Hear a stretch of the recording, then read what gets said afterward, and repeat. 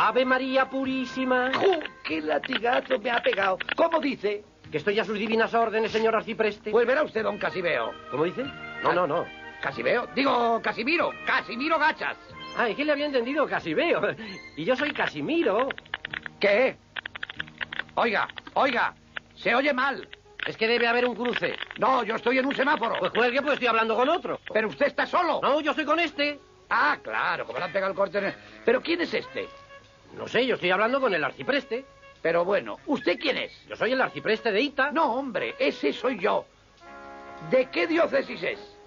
No, yo tengo más de 16. No, vamos. Claro, y yo tengo 31 y pares. Bueno, vamos a aclararlos. Yo soy Gachas. ¿Usted quién es? El arcipreste de siempre. Vaya, menos mal que se han ido esos dos pesados del cruce. Pues usted dirá, señor arcipreste, ¿necesita velas?